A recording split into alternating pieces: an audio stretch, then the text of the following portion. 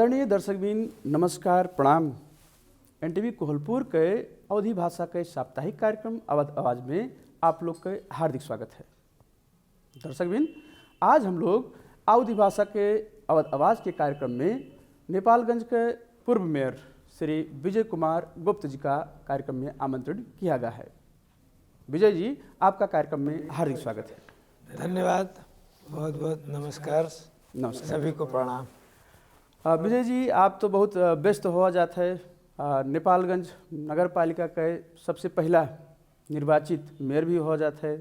कैसे दिन बीतत है आजकल आपके? मुख्यतः तो कहा है कि हम लोग सार्वजनिक व्यक्ति के नाते से दिन जात तो देर नहीं लागत है। दिन कितने दिन इतने वर्ष कैसे बीत गए पता ही नहीं चलत है। और हम अपने सक्रिय जीवन में एकदम आनंद पूर्वक जनता के साथ में जिए के आदत है। तो दिन रात कोई न कोई काम में, कोई के काम में, सामाजिक सेवा में, हाँ, सबके काम में लगे रहे थे तो पता नहीं चला था टाइम के। और टाइम बहुत उड़ रहा है जाना। एक हिसाब से आप एक ठो पेशा से एक ठो जो है अधिवक्ता के रूप में, वकील के रूप में भी काम किया जाता है। कैसे देखा गया है का? अब ऐसा है कि हम लोग मुख्यतः तो समाज सेवा, राजनीतिक जीवन और पेशा के रूप में देखा जाए तो ये कानून व्यवसायी के रूप में, वरिष्ठ अधिवक्ता के रूप में हम लोग अभी जो काम कार्यरत है तो ये सामान्य है। कोई बहुत ज़्यादा जैसे और अधिवक्ता लोगों के लाइफ होते वैसे लाइफ है लोगों के समस्या सुनना। इससे क्या होता है कि जनजीवन में जो यथार्थ है उसके बहुत करीब हम लोग महसूस करी थे। घर घर की कहानी हम लोगों के जीवन में आए जाते हैं। सबके पीड़ा, सबके दुख, सबके संकट, कोई के ऊपर का पड़ा है, कोई के ऊपर का पड़ा है। तो विभिन्न किस्म के कानूनी समस्या तो जीवन में आदमी के आवत जात रहे। और सामाजिक समस्या के समाधान के लिए भी हर समस्या के समाधान अंत में कानून और न्याय दो चीज़ महत्वपूर्ण हम लिए मानी थे कि अगर न्याय नहीं है तो कोनो चीज़ नहीं है। हर आदमी के ये अनुभूति हो चाहिए कि हमका न्याय मिला। हर आदमी अपेक्षा करते है। हम तो कहते कि जो दूसरे से अन्याय करते हैं वही न्याय की अपेक्षा करते हैं। इसलिए कानून व्यवसाय का क्षेत्र बड़ा चुनौतीपूर्ण क्षेत्र है। हर मुद्दा अपने आप में एक चुनौती है, नयापन है। और कुछ तो रूटीन है, जैसे मान लीजिए सामान्यतः अंश मुद्दा तो रूटीन मुद्दा होगा सब। जैसे हम पूछे चाहते रहे कि एक ठो जो है अवध समाज जो है हम लोग के अवधी समाज एक ठो पिछड़ा समाज के रूप में देखा जाता है। बहुत वाद विवाद जो है घर घर में रहता है। पड़ोसी रान पड़ोसी में विवाद रहता है। का देखा जाता है अवधी समाज के जो है बर विवाद के अवस्था, मुद्दा मामला के अवस्था है? विवाद तो हर समाज में है। अवधी समाज भी कोई के अपवाद नहीं है।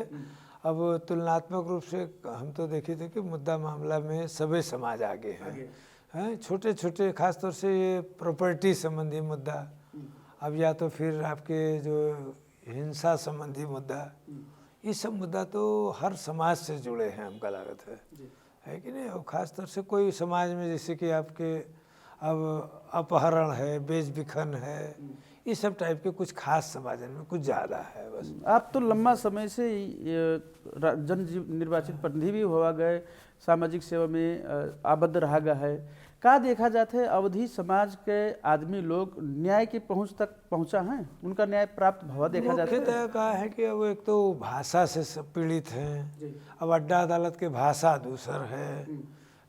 उससे के नाते से उन लोग जितना जो समझाए दे है ना, बेचारे दूसरे पर निर्भर ज़्यादा हैं। अब गलत आदमी के हाथ में पड़ गए तो फिर उनके बिल्ली बाट भी हो जाता है कि अदरवाइज क्या है कि क्योंकि कानून के पहुंच तक पहुंचाए माध्यम तो तमाम है ना। कानून के सेवा ले के लिए भी तो अब गांव में अपन समस्या बताइन बीच में कोनो आदमी अरे हम करवाए देवे, फलाना काम करवाए देवे, है नहीं। अब कहे कि न चाहे वो आदमी कैसा है ऊपर डिपेंड करते है। वो सही नीयत से उनके केस लिए है पहुंचावे के लिए, या उनके नीयत थोड़ा सा कि भाई जब आदमी कोई कहीं पीड़ित देखता है तो दो चार पैसा अपने खुद फायदा करावे के चक्कर में पड़ जाता है कि नहीं। तो ये समस्या अवधी समाज में कुछ ज़्यादा है। कारण क्या है कि एक तो हम लोगों के समाज के नाम खासतौर से हमारे मुस्लिम भाइयन के नाम शुद्ध से कोनो अड्डा अदालत नहीं बोल पावत है, लिख नहीं पावत है। अब जैसे आपका उदाहरण दे दे, ताजुब मनी हो आप कि नागरिकता में अब मान लो साईं के लड़का है, अब नागरिकता में लिखेगा शाही, अब वो जाता कहा था हमारा नागरिकता बदल दो, कहते न बदली अभी न बदली, अब जो लिखेगा वही है। अब बताओ साईं के लड़का जो है शाही के लड़का होगा है, वही के एक भाई होगा शाह, वो अपन नागरिकता ओके अब साईं के बजाय शाह लिख दी। एक ही बाप के 3 लड़के हैं, कोई शाही होगा, कोई शाह होगा, कोई साईं होगा। प्रत्यक्ष अपने आँख से देखा हूँ। तो लिखे वाले के गलती से लाल पुर्जा में नाम गलत लिखी हुआ, अब उसका सच्चावे के कोनो गुंजाइश नहीं, जो लिखेगा वो पत्थर के लकीर होएगा। ये सब क्या है कि मतलब एक तो बेचारे उनके न भाषा मिलत है, न उनके प्रतिनिधित्व नहीं होते हैं। कार्यालय में भी उनके भाषा समझे वाले लोग बहुत कम होते हैं। नहीं, कम कानून था, संविधान था, तो ये मातृभाषा प्रयोग करे के हन अड्डा अदालत से लेके जहाँ सार्वजनिक ठाव है वहाँ पे अपनी भाषा में हन वो लोग सेवा पावे कहा वाला है, का कहा जाए है? नहीं, एकदम ये देखिए क्या है कि आपका बताए थे कि वास्तव में इसके बारे में तो सर्वोच्च अदालत तक मुद्दा भी पड़ा भाषा के संबंध में। जैसे काठमांडू नगर पालिका एक बार निर्णय की कि हमारे यहाँ आप नेवारी में, नेपाल भाषा जी का कहत हैं, नेवारी में भी आप निवेदन लगा सकते हो। और जनकपुर वाले निर्णय की हैं जनकपुर के नगर पालिका कि मैथिली में आप लोग निवेदन लगा सकते हो। लेकिन उचित सर्वोच्च अदालत कहाँ स्वीकार की है, नहीं की है। तो वो समस्या तो गंभीर रूप में है। हम लोगों के मान्यता आज से नहीं शुरुए से है कि स्थानीय निकाय के भाषा राष्ट्रभाषा के रूप में भी प्रयोग करो, और एक स्थानीय निकाय के भाषा में भी कोई आदमी छोटा मोटा निवेदन लावत है अपने भाषा में, उसलटा में कोनो आपत्ति नहीं है। आप उमेर के इंटरप्रेटर रखो, जैसे कोर्ट में भी सुविधा दी है। आप भाषा आप नहीं समझ पाओ तो मान लो तो आपके दुभाषिया रखे कि वहाँ अनिवार्य व्यवस्था है। नहीं तो अदालत कोई प्रश्न किस, जब आप प्रश्न न समझ पाई हो तो आप जवाब का दे हो। तो पहला जरूरी बात कहे कि आप यथार्थ रूप में प्रश्न समझो। अगर आप सवाल समझा जाए तब अच्छे से जवाब दिया जाए। तो अधिकांश का होता है कि फांट वाला जो होते हैं वो सब नेपाली भाषी हैं।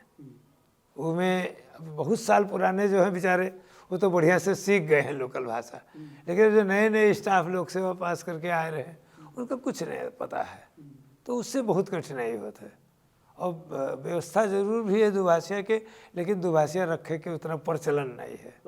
अब उतना खर्चवा को दे है, मान लो दुभाषिया रख दीस और संबंधित के ऊपर क्लाइंट के ऊपर या जो पीड़ित है, पीड़ित पक्ष कहें अगर उनके पैसा दे पड़ा तो वो तो बिलाए जाइए। कौन कौन चीज़ के खर्चा दे है वो, वैसे भी बहुत ज़्यादा महंगा है। सब लोगों के एक है कि महंगा है। वास्तविकता यही है कि अब जैसे मान लो माल अड्डा में पहले एक दिन में जो काम हो जाता रहा, अब वो के लिए 3-3 दिन दौड़ते हैं वो लोग, जबकि कंप्यूटराइज सिस्टम हुआ है। अभी वो दिन CDO साहब ऑर्डर करके आए कि कोई आदमी कोई के साथ सहयोगी के रूप में नहीं जा सकते है। अब ओके बता बिचौलिया लोग बहुत घूस पेश करत हैं, उनके उद्देश्य तो एकदम सही है, लेकिन उनके इम्पैक्ट कितना बुरा होगा अब वो और उनके कमवा नहीं होता है कि नहीं। क्योंकि भाई घूस मांगे वाला जब तक वहाँ बैठा है तब तक तो चाहे क्लाइंट जाए चाहे क्लाइंट के साथ कोई आदमी जाए, जो घूस मांगे वाला बैठा है पहले उसका नियंत्रण करो ना। नियंत्रण बिचौलिया के नाम पर तुम दूसरे का नियंत्रण करो तो वो न नियंत्रण हो पाई। मेन जो देखिए आप कोई क्लाइंट है, मान लिया जाए उदाहरण के लिए कोई जनता है, उसका आप एक छोटे से काम के लिए 10 बार दौड़ी हो तो वो तो उनके तो काम बर्बाद होगा। गांव से आवत है, एक बार आवे में 150-200 रुपया क्योंकि खाली आवे जाए भाड़ा खर्च हो जाता है। मान लो नाश्ता पानी खर्च की 4 दिन दौड़े पड़ा तो वो वैसे नहीं मिलाएगा। विजय जी, आप तो जन निर्वाचित प्रतिनिधि हो जाते हैं, मेयर हो जाते हैं, का देखा जाता है कल के नेपालगंज नगर पालिका आज के नेपालगंज उप महानगर पालिका का कैसन परिवर्तन देखा जाता है? देखा जाए समय काल अनुसार परिवर्तन तो स्वाभाविक है। अब हमरे हटे के लगभग आपके 23-24 वर्ष हो रहा है, और ख़ास तौर से ये एशियन डेवलपमेंट बैंक एशियाली विकास बैंक जी का कहते हैं, उसको हम लोगों के कार्यकाल में जो ढल निकास और सड़क निर्माण और ये जो है फुहार मेला व्यवस्थापन के बारे में जो हम लोग प्रस्ताव भेजा गया, वो प्रस्ताव काफ़ी समय तक जन निर्वाचित निकाय न होने के नाते से वो आगे नहीं बढ़ पा रहा। इस अभी के प्रेजेंट काल में क्या हुआ कि वो काम आगे बढ़ा, वो काम आगे बढ़े के नाते से एशियाली डेवलपमेंट बैंक के सौजन्य कहा जाए, सहयोग कहा जाए, उसके लिए हम लोग बहुत आभारी हैं। आज नेपालगंज में जो सड़क वड़क के स्थिति में जो सुधार हुआ है, उसके सारा श्रेय जो है एशियन डेवलपमेंट बैंक जात है। जो जौन आज विकास भवा है ओके जग डारे वाला काम कहा जाए, आप लोग कहे। बिल्कुल बिल्कुल, वो हम लोगों के कार्यकाल में इवन हम तो इसके एशियाली डेवलपमेंट बैंक के जो राजधानी है मनीला में भी हम लोग जाए के अवसर मिला, वहाँ पर उसके हेडक्वार्टर में जाए के सब प्रस्ताव रखा हुआ। तो उस समय क्या हुआ कि नेपाल सरकार के आपका गारंटी चाहिए बोल के वो लोग बात उठाइन कि इतना बड़ा लोन है। उस समय के ज़्यादा बजट नहीं रहा, जमा 49-50 करोड़ में नेपालगंज के संपूर्ण सड़क और ढल के प्रोजेक्ट आवा रहा। आपके कपिल वस्तु के एक इंजीनियर साहब रहे, शाह जी के भतीज, आइकॉन करके उनके कंपनी रही, उन्होंने ही नेपालगंज के ढल और सड़क का पूरा सर्वे रिपोर्ट दिया था। और नगर विकास कोष के मार्फत से फुहार महिला व्यवस्थापन संबंध में भी एक अध्ययन करावा गया रहा। और ये वाटर पार्क एरिया में नया न्यू नेपालगंज सिटी करके इके भी एक अध्ययन करावा गया, लगभग 200 बीघा क्षेत्रफल में। तो मतलब प्रारूप उस तरीके से बना और कुछ काम जो वही लाइन पर आगे बढ़े, कुछ काम जो नहीं बढ़ पाए। हम यही करी थे कि जैसे हमारे एक रिंग रोड के बहुत बड़ा योजना रहा कि नेपालगंज में एक रिंग रोड चक्रपथ हो चाहिए, और लेकिन 25 वर्ष के बाद भी उस चक्रपथ की योजना ज्यों के त्यों पड़ा है, मतलब उसमें वर्क नहीं हो पावा।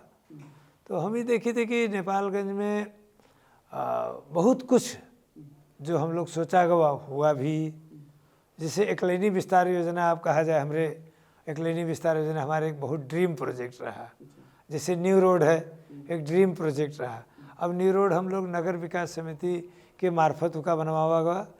वो योजना कैसा रहा कि एक लक्ष्मी क्लॉथ हाउस करके रहा त्रिवेणी मोड़ पर, उस बिल्डिंग को पूरे गिरवा करके और के पीछे विशाल तालाब रहा, बागेश्वरी मंदिर के पीछे इतना बड़ा गड्ढा रहा कि मैं हाथी डूब जाए।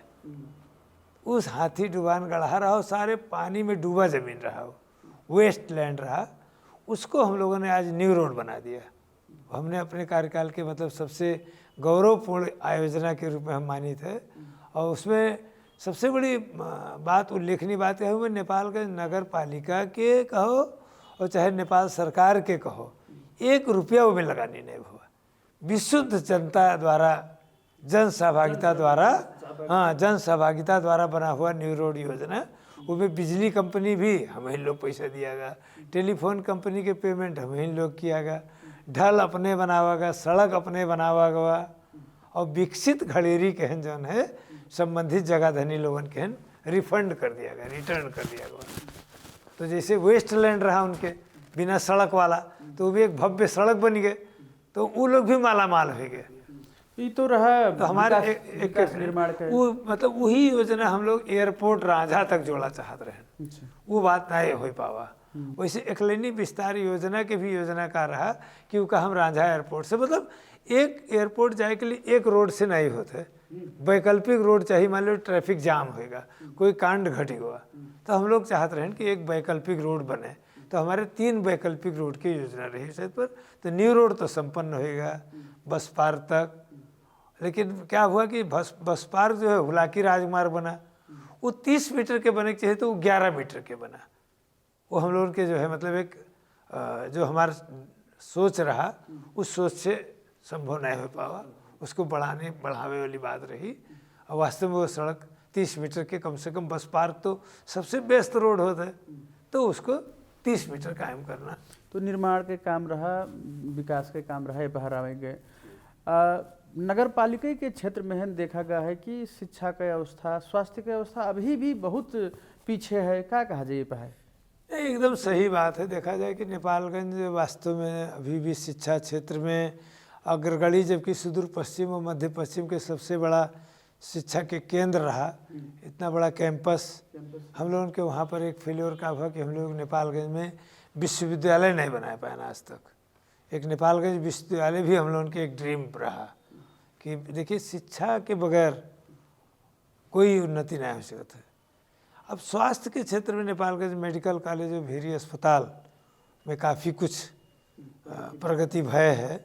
वैसे देखा जाए तो बेसिक नीड्स नेपालगंज में पर्याप्त है, लेकिन गांव एरिया में अभी भी MBBS डॉक्टर नहीं पहुंच पाए हैं। हेल्थ पोस्ट वगैरह, स्वास्थ्य केंद्र वगैरह, इस सब में बड़ी बुरी दशा है अभी। जैसे जन स्वास्थ्य जो ने कहा जाता है, जैसे इंफ्रास्ट्रक्चर है, पूर्वाधार है, दर दवाई पाई सकते हैं, लेकिन जो चेतना का स्तर है ग्रामीण स्तर में है, स्वास्थ्य संबंधी चेतना या शिक्षा संबंधी जागरूकता, ये वहाँ का देखा जाता है कल के दिन के आज के दिन के कितना ज़्यादा फासला है? नहीं, कोई खास प्रगति क्षेत्र में नहीं दिखाई देते। शिक्षा के क्षेत्र में तो हम लोग प्रत्येक स्कूल के हैं अब नगर पालिका के द्वारा संचालन करना, उसको रेख देख करना, सुपरविजन करना, एक सिस्टम बैठावे का प्रयास तो हुआ है। हम लोग भी नगर पालिका के जबकि मातहत कोई वैसी चीज़ रही नहीं, फिर भी हम लोग प्रत्येक स्कूल का जीर्णोद्धार कराए उस समय। और जितने भी स्कूल रहे उसमें जैसे बच्चों का टॉयलेट है कि नहीं है, लड़कियों के लिए टॉयलेट व्यवस्था है कि नहीं है, सार्वजनिक शौचालय स्कूलों में एक प्रमुख समस्या रही, वो भी हेल्थ और हाइजीन से जुड़ा हुआ है। अगर मान लीजिए टॉयलेटें नहीं शुद्ध है तो हाइजीन कहाँ रहेगा, है कि नहीं? तो ये मेरे के देखा जाए तो हम लोग के भी बहुत पिछड़ापन है। प्रत्येक वार्ड में स्वास्थ्य के वो खोला तो गवा है, लेकिन वो कितना काम कर सकता है हमारे समझ से बाहर है, क्योंकि लोग फिर अस्पताल में जाते हैं और उपचार देखा जाए महंगा है, इसमें कोई दो राय नहीं है। हमारे और दवाई तो और ज़्यादा महंगी है। अभी मेडिकल कंपनियां जो है जो मेरे के दवाई बेचा थी, हम कहा थे वो लागत खर्च से बहुत गुना बढ़ा के बेचा थी। तो जन साधारण के पॉकेट की स्थिति ऐसी नहीं है। और मान लीजिए आप ठीक है मरीज का देख लियो निःशुल्क, तो दवाइयाँ खरीदे वक्त में तो उनके हैसियत नहीं पहुँचता है। गरीबी अभी भी रैम्पेंट है, जगह ज़मीन के भाव पक्के भी बढ़े हैं। तो जिनके पास जगह ज़मीन पूंजी के रूप में रही, वो तो मान लिया जाए 1 कट्ठा ज़मीन बेच लीन, उनकी आवश्यकता पूर्ति हो जाती है। लेकिन जो भूमिहीन लोग हैं, जिनके पास भी एक धुर जगह नहीं है, एक ठो बनावे के मकान बनावे भर के नहीं है, वो लोगों की ज़िंदगी बहुत कष्टदायक है अभी। और महंगाई होएगा, ऊपर से आपके कोरोना संकट काल, इसमें लोगों के रोजी रोजगार तमाम नष्ट हो गया है कि नहीं। बड़े आश्चर्य की बात है कि हवाई जहाज़ की यात्रा खुली गई, सारा कुछ खुल गया, बॉर्डर नहीं खोल रहे हैं। अब ये बॉर्डर नेपाल सरकार से हम कहा चाहिए थे कि बड़े दुर्भाग्य की बात है, आप बॉर्डर किस कारण से नहीं खोलत हो? कौन कारण है आपके? बॉर्डर न खोले के कोनो औचित्यपूर्ण तर्क संगत कारण दिखाओ, न कोई तर्क संगत कारण दिखावत है। आदमी जावा आवा करत हैं, इसके बावजूद भी बॉर्डर नहीं खुला है रे। तो जब अनौपचारिक रूप से आदमी आए जा रहे हैं तो आप बॉर्डर खुला घोषणा करें, आपको कौन बात की तकलीफ है? तो ये सरकार की संवेदनशीलता नहीं दिखानी बात में है कि भाई देखा जाए ठीक है पहाड़ के लोगों के तो हम नहीं कह सकते, तराई के जनता के या मधेश के जनता के तो दिन रात के संपर्क संबंध है। यहाँ हमारे ऐसे ऐसे क्षेत्र है जो नेपालगंज आवे के बजाय उनका बहराइच जाए में साहस है। वो अगर कोई बीमार पड़ते है तो पहले बहराइच या भिनगा भागत हैं, है ना। अब यहाँ के लोगों के बहुत लोग अभी बाबागंज नानपारा भागत हैं। यहाँ जितना हो के बावजूद अस्पताल, डॉक्टर, मेडिकल कॉलेज, भेरी अस्पताल और प्राइवेट बहुत सारे संस्था खुले हैं और बहुत हम कही थे कि उनके काम सकारात्मक है और बढ़िया सेवा देते हैं। इसके बावजूद भी वो जनता के पहुँच में कितना है, खासतौर से जो आर्थिक रूप से विपन्न वर्ग के लिए वो कितना पहुँच में है। विजय सर, एक थोड़े प्रसंग बदला जाए। जैसे आप तो एक ठो जो है राजनीतिक दल से आबद्ध जन निर्वाचित जो है मेयर हो जाते हैं, कैसा देखा जाता है अब के दिन में जो है वो जनप्रतिनिधि हो वाला चीज़ जो रहा, वो जो चाहना रहा वो कैसे प्रेरणा पावेगा, कैसे राजनीति में आवेगा और कैसे आज के दिन में वैसे निहायत जो है अलग होकर रह गए हैं? नहीं, अलग तो नहीं कहा जा सकता है। हम लोग आज भी राजनीति जनता के समस्या से जुड़ी है। जनता की समस्या के हल करे के लिए ईमानदार प्रयास ही राजनीति है। राजनीति के हमरे बुझाई यही है। और देश में प्रजातंत्र नहीं रहा, जनता के निर्वाचित प्रतिनिधि नहीं रहे, हम लोग वो व्यवस्था के लिए लड़ा गया। 42 साल में हम सत्याग्रह में सुर्खेत में हम जेल जीवन काटा है जब पहली बार सत्याग्रह हुआ। उसके बाद 2046 साल के प्रथम जन आंदोलन में भी हम लोग नेपालगंज के कारावास में हम लोग बंद रहे। तो हम लोग उनके वो बंद रहे मतलब रहे कि बाकी दुनिया आज़ाद हुए, सब लोग अपने आज़ादी से अपन रोजी रोटी कमाए सकें। हम लोग कहते ब्रेड विद ऑनर, खाली ब्रेड नहीं चाहिए, रोटी, हाँ, कुत्ता के तरीके से रोटी फेंक दे वो नागरिक न चाहिए। नागरिक ऐसा चाहिए जो ससम्मान नागरिक हक अधिकार भी पावे और के अपने रोजी रोटी कमाए के पूर्ण रूप से वातावरण दे। सरकार सबका रोटी नहीं दे सकती, हम जानी थे। वो चाहे जितना कोई गप दे दे कि हम घर घर में रोटी पहुंचाए देवे, वास्तविकता है कि उनका रोटी कमाए के एक सच्चा सही वातावरण तो दो। हर जगह व्यापक भ्रष्टाचार है, इतना ज़्यादा भ्रष्टाचार है कि आप जो काम करियो आपके मुख्य पूंजी तो भ्रष्टाचार में चला जाए, तो आप कौन पूंजी से व्यापार करियो और कौन पूंजी से आप कारोबार करियो। तो विज्ञान, शिक्षा, स्वास्थ्यकर परिस्थिति, प्रत्येक आदमी स्वस्थ रही, उसके मानसिक चिंतन स्वस्थ रही, उसके शारीरिक स्वास्थ्य स्वस्थ रही और उसका अवसर मिली जब कि कोई काम करे तो का पहले घूस न बुझावे पड़े। या तो कोनो चीज़ के लाइसेंस परमिट कोटा ले जाए तो तुमका पहले घूस बुझाओ होगा। तो जब सब पूंजी घूसे बुझावे, 10 ठो कार्यालय में जाए घूस बुझावे तो केवल रही कागा बेचारे के पास में। तो आखिर खाड़ी मुल्क में काहे हमारे नेपाली लोग बेचारे आज 50 डिग्री में जिंदा रह रहे हैं। कितने दुख की बात है। सऊदी अरेबिया, कुवैत, दुबई, आज तराई मदेश के चाहे देख लो, चाहे पहाड़ के भाई बहनी लोगों का देख लो, सारा देश तो एक किस्म से विदेश में है। अपने गांव घर में अपने बीवी बच्चन कहन छोड़ के कोई आदमी कहन विदेश में जाए पड़ते तो कोई राजी कोशिश न जाए। अगर वही आय स्रोत जितना विदेश में परिश्रम करते हैं हमारे नेपाली दाजू भाई बहनी लोग, चाहे तराई के हो चाहे जहाँ के, वही पंजाब जाते हैं, हरियाणा जाते हैं, ऑल इंडिया में जाते हैं, भाड़ा माजते हैं, चौकीदारी के काम करते हैं। आप जाना चाहते हैं कि हमारे नेपाली दाजू भाई बहनी लोग, उनके कितना कष्टकर जीवन है। कौन मजबूरी में अपने बीवी बच्चन के नान बच्चन के और बीवी के छोड़ के विदेश कोई आदमी जाए के 50 डिग्री में गर्मी में काम करिए। समस्या विजय जी, तो जैसे समस्या भे गए, एक जो है सटीक समाधान का हो सकता है? एक सटीक समाधान देखा जाए बहुत सरल है। सरल क्या है कि प्रत्येक व्यक्ति के स्वाभिमान पूर्वक बाँचे के अधिकार सुनिश्चित करे पड़ा। अब यहाँ नागरिकता के समस्या में जिंदगी बीत जाते, तमाम औरतें आवते कहते आमा के नाम पर हमका नागरिकता नहीं देते। तो सरकार जब संविधान में व्यवस्था बनाए हैं तो काहे नहीं देते हैं? कभी कहते 63 साल के नागरिक के बच्चन का हम नागरिकता न देवे। तो कितनी नाटक है। तमाम वैवाहिक अंगीकृत वाले ना, जब तुमका नागरिकता नहीं तो तुम एक प्यून के काम भी न कर पाई हो। नेपाल में का होगा है कि कोनो काम करियो हर बात में नागरिकता चाहिए।